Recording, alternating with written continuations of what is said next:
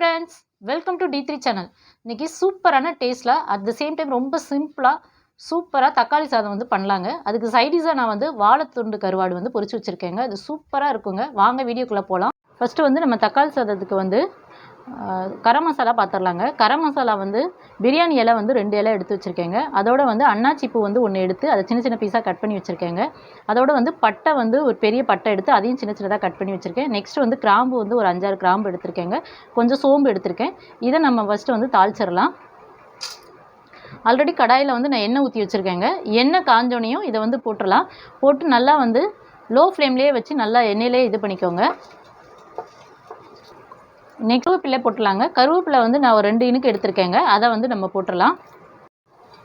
So 3 வந்து பெரிய வெங்காயம் எடுத்து அதை வந்து ஸ்ட்ரைட்டாக வந்து ஸ்லைஸ் பண்ணி வச்சுருக்கேங்க. நீளமாக நல்லா ஸ்லைஸ் பண்ணி வச்சுருக்கேன். ஸோ வெங்காயத்தையே நல்லா வந்து வதக்கிடலாங்க. இந்த தக்காளி சாதம் வந்து ரொம்ப டேஸ்ட்டாக இருக்குங்க. அட் த சேம் டைம் நம்ம வந்து சிம்பிளாகவே வந்து குக் பண்ணிடலாங்க. வெங்காயம் வந்து நல்லா கருக விடாமல் பார்த்துக்கோங்க. இன்றைக்கி வந்து நம்ம இந்த தக்காளி சாதம் வந்து குக்கரில் தாங்க பண்ண போகிறோம். ஸோ வந்து நமக்கு ஈஸியாகவும் வந்து நம்மளால் குக் பண்ண முடியும். ஸோ வெங்காயம் வந்து கண்ணாடி பதம் வந்துருச்சுங்க. கண்ணாடி பதம் வந்தோடனே நெக்ஸ்ட்டு வந்து நம்ம இஞ்சி பூண்டு பேஸ்ட் வந்து ஆட் பண்ணலாங்க. இஞ்சி வந்து ஒரு சின்ன பீஸும் நெக்ஸ்ட்டு வந்து பூண்டு ஒரு பூண்டு எடுத்து அதோட வந்து நான் என்ன ஆட் பண்ணியிருக்கேன்னா கருவேப்பிலை வந்து ஒரு 5-6 இனுக்கு ஆட் பண்ணியிருக்கேங்க. அதோட வந்து பச்சை மிளகா வந்து ஒரு 3 பச்சை மிளகா போட்டிருக்கேங்க. காரத்துக்கு இதில் 3 பச்சை மிளகா ஆட் பண்ணியிருக்கேங்க. ஸோ அது எல்லாத்தையும் சேர்த்து நம்ம வந்து அரைச்சிட்டு எடுத்துகிட்டு வந்துடலாம். ஸோ இப்போ நம்ம அந்த அரைச்ச விழுதை தாங்க நம்ம இப்போ பார்க்குறோம். ஸோ இப்போ இதை வந்து இதில் ஆட் பண்ணிடலாம். இப்போ இதை போட்டாச்சுங்க. போட்டு நல்லா வதக்கிக்கலாம். ஸோ கருவேப்பிலை வந்து நம்ம தாளிக்கிறதோடு போடும்போது இந்த மாதிரி போடும்போது அதோடய ஃப்ளேவர் வந்து சூப்பராக இருக்குங்க. ஸோ இஞ்சி பூண்டு பேஸ்ட் வந்து நல்லா வதக்கியாச்சுங்க. நெக்ஸ்ட்டு வந்து இதில் வந்து நான் 1/2 kg தக்காளி எடுத்திருக்கேங்க. நல்லா பழுத்த தக்காளி எடுத்துக்கோங்க. அப்போனா தான் வந்து தக்காளி சாதம் வந்து டேஸ்ட்டாக இருக்குங்க. ஸோ பழுத்த தக்காளி எடுத்து சின்ன சின்ன பீஸாக ஸ்லைஸ் பண்ணி வச்சுருக்கேங்க. எவ்வளோ சின்னதாக உங்களால் கட் பண்ண முடியுமோ அவ்வளோ சின்னதாக போட்டுருங்க. ஏன்னா சாப்பிடும் போது அது வந்து அங்கங்கே இருந்ததுன்னா வந்து சாப்பிட்றதுக்கு நல்லா இருக்காது. அதுக்காக நான் சின்ன சின்ன பீஸாக கட் பண்ணியிருக்கேன். இப்போ இதை நம்ம போட்டுடலாம். ஸோ தக்காளி போட்டாச்சுங்க. நெக்ஸ்ட்டு வந்து தக்காளி நல்லா வதக்கிக்கலாம். அதாவது தக்காளி எவ்வளோ ஸ்மாஷ் பண்ண முடியுமோ அவ்வளோ தூரம் பண்ணிவிடுங்க. ஸோ இப்போ இதுக்கு தேவையான உப்பு வந்து போட்டுடலாங்க. நான் கல் உப்பு இதில் வந்து போட்டிருக்கேங்க. இப்போ போட்டு நல்லா தக்காளி நல்லா வதங்கட்டும். நம்ம ஆல்ரெடி வந்து தக்காளி யூஸ் பண்ணி கார சட்னியை வந்து அப்லோட் பண்ணியிருக்கோங்க. அதோடு வந்து தக்காளி வந்து வேக வச்சு வித்தியாசமாக வந்து ஒரு சட்னி போட்டிருக்கோம். வந்து தக்காளி யூஸ் பண்ணி 3 விதமாக வந்து தக்காளி சட்னி வந்து அப்லோட் பண்ணியிருக்கோங்க. அதோட லிங்க்கை வந்து நான் டிஸ்கிரிப்ஷனில் கொடுக்குறேன். வேணுங்கிறவங்க பார்த்துக்கோங்க. தக்காளி வந்து நல்லா வதங்கிடுச்சிங்க. நெக்ஸ்ட் வந்து நம்ம வீட்டில் அரைச்ச குழம்பு மிளகாத்தூள் வந்து 1 ஸ்பூன் போடுறோம். நம்ம ஆல்ரெடி பச்சை மிளகா வந்து 3 பச்சை மிளகா போட்டிருக்கோங்க. ஸோ இதுக்கு நான் வந்து பாஸ்மதி ரைஸ் தாங்க எடுத்திருக்கேன். பாஸ்மதி ரைஸ் வந்து 350 கிராம் ரைஸ் எடுத்து அதை வந்து ஒரு 15 மினிட்ஸ் முன்னாடி வந்து ஊற வச்சுருக்கேங்க.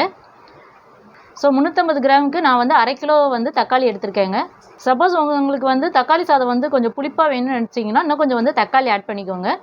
இப்போ மிளகாத்தூள் போட்டோடனே நம்ம வந்து நல்லா வதக்கியாச்சுங்க. ஒரு 5 மினிட்ஸ் நல்லா வதக்கியாச்சு. நெக்ஸ்ட்டு வந்து இதில் வந்து தண்ணி ஆட் பண்ணிடலாம். 1 கிளாஸ் வந்து அரிசிக்கு வந்து 1.5 கிளாஸ் வந்து தண்ணி யூஸ் பண்ணிக்கோங்க.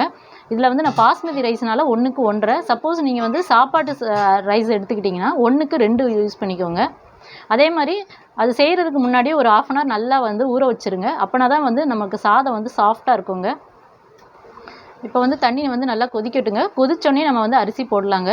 நாங்கள் போடுற வீடியோலாம் உங்களுக்கு பிடிச்சிருந்ததா ஜஸ்ட்டு வந்து கமெண்ட்ஸில் வந்து எப்படி இருந்ததுன்னு சொல்லுங்கள். நீங்கள் கொடுக்குற வந்து ஃபீட்பேக் தாங்க எங்களுக்கு வந்து ஒரு எனர்ஜெட்டிக்காக இருக்கும் அடுத்தடுத்து வீடியோ போடுறதுக்கு. ஸோ இப்போ வந்து தண்ணி வந்து நல்லா கொதிச்சிருச்சிங்க. இப்போ இந்த ஸ்டேஜில் வந்து நம்ம வந்து அரிசி போட்டுடலாம். நான் ஆல்ரெடி சொன்ன மாதிரி அரிசியை வந்து என்னென்னா நான் ஸ்டார்ட் பண்ணுறதுக்கு முன்னாடி வந்து ஊற வச்சுருந்தேங்க. இப்போ இது நம்ம பண்ணுறதுக்கு ஒரு 15 மினிட்ஸ் ஆகும். ஸோ அதுக்குள்ளே அரிசி வந்து ஊறி இருக்கும். பாஸ்மதி ரைஸ்னால 15 மினிட்ஸு, சாப்பாடு ரைஸாக இருந்தால் 1/2 அன் ஹவர் வந்து ஊற வச்சுக்கோங்க. ஸோ அரிசியை வந்து ஊற வச்சு போடும்போது வந்து நமக்கு சாப்பிடும்போது நல்லா சாஃப்டாக இருக்குங்க. அதே மாதிரி தண்ணி வந்து நல்லா ஃபில்ட்ரு பண்ணி போடுங்க. நம்ம இது வந்து குக்கரில் பண்ணுறதுக்கு தாங்க இந்த தண்ணி ரேஷியோ. ஸோ இதை வந்து நம்ம குக்கருக்கு வந்து ட்ரான்ஸ்ஃபர் பண்ணிடலாங்க. இப்போ வந்து நம்ம குக்கருக்கு வந்து ட்ரான்ஸ்ஃபர் பண்ணியாச்சுங்க. ஸோ இந்த ஸ்டேஜில் வந்து 1 ஸ்பூன் வந்து நெய் போடலாங்க. நெய் வந்து லாஸ்ட்டாக போடும்போது நெய்யோட டேஸ்ட் வந்து சூப்பராக இருக்குங்க. இன்னொன்று வந்து இந்த சாதத்தோட டேஸ்ட்டும் வந்து நமக்கு நல்லா கூட்டி கொடுக்குங்க. அதனால தான் நம்ம லாஸ்ட்டு போடுறது. நம்ம ஸ்டார்டிங்கில் வந்து எண்ணெயில் தாங்க எல்லாமே தாளித்தோம். இப்போ குக்கரை வந்து நம்ம மூடி போட்டு 2 விசில் விட்டுடலாங்க. விட்டதுக்கப்புறம் நான் காமிக்கிறேங்க எப்படி இருக்குன்னு. இப்போ 2 விசில் விட்டாச்சுங்க. 2 விசில் விட்ட பிறகு சூப்பராக நமக்கு வந்து தக்காளி சாதம் வந்து ரெடி ஆயிடுச்சுங்க.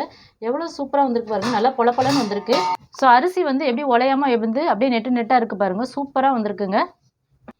நாங்கள் போடுற வீடியோலாம் உங்களுக்கு பிடிச்சிருந்தா லைக் பண்ணுங்கள், உங்கள் ஃப்ரெண்ட்ஸ் அண்ட் ரிலேட்டிவ்க்கு ஷேர் பண்ணுங்கள். நிறைய பேர் வந்து சப்ஸ்கிரைப் பண்ணி சப்போர்ட் பண்ணுறீங்க. தொடர்ந்து உங்கள் சப்போர்ட்டை கொடுங்க. இன்றைக்கி வந்து தக்காளி சாதத்துக்கு வந்து நான் சைடிஷாக வந்து வாழைக்கருவாடு வந்து பொரிச்சிருக்கேங்க. ஸோ வாழைக்கருவாடில் வந்து ஃபஸ்ட்டு நோட்டீஸ் பண்ண வேண்டியது வந்து என்னென்னா, வாழைக்கருவாடாக இருக்குங்க. அது மேலே வந்து என்னென்னா சுண்ணாம்பு வந்து அப்படியே வந்து படிஞ்சிருக்குங்க. ஸோ அதை நல்லா க்ளீன் பண்ணிட்டு நமக்கு செஞ்சால் தான் வந்து என்னென்னா டேஸ்ட்டாக இருக்கும். அட் த சேம் டைம் கருவாடு செய்யும்போது இந்த சைடில் வந்து என்னென்னா செதில் இருக்கும். ஸோ அந்த சைடில் உள்ளதெல்லாம் வந்து ஃபஸ்ட்டு வந்து கட் பண்ணிக்கோங்க. கட் பண்ணிவிட்டு அந்த நடுவில் வந்து என்னென்னா பிளாக் கலரில் இருக்கும்.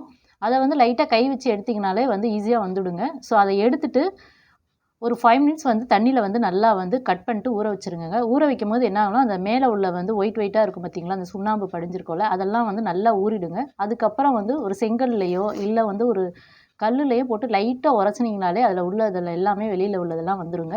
ஸோ ஈஸியாக இந்த மாதிரி நீங்கள் க்ளீன் பண்ணிங்கன்னா சூப்பராக இருக்குங்க. ஸோ இப்போ வந்து நான் உரசினதுக்கப்புறம் வந்து ஒரு 5 மினிட்ஸ் வந்து நல்லா வாஷ் பண்ணிவிடுங்க. வாஷ் பண்ணதாங்க இப்போ நம்ம பார்க்குறது. ஸோ இது கூட வந்து நான் குழம்பு மிளகாத்தூள் வந்து 1 ஸ்பூன் போடுறேங்க. இது வந்து நான் 3 துண்டு தாங்க போட்டிருக்கேன். ஸோ அதனால் நான் வந்து 1 ஸ்பூன் போடுறேன். உங்களுக்கு காரம் எப்படியோ அதுக்கு தகுந்த மாதிரி போட்டுக்கோங்க. இதில் வந்து உப்பு எதுவுமே ஆட் பண்ணாதீங்க. ஆல்ரெடி வந்து இதில் உப்பு இருக்கும்.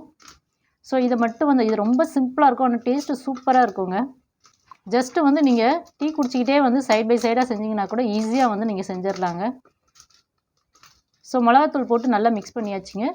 மிக்ஸ் பண்ணிவிட்டு ஒரு 10 மினிட்ஸ் அப்படியே ஊற வச்சுருங்க. ஊறினதுக்கப்புறம் நம்ம வந்து இதை பொரிக்கலாம்.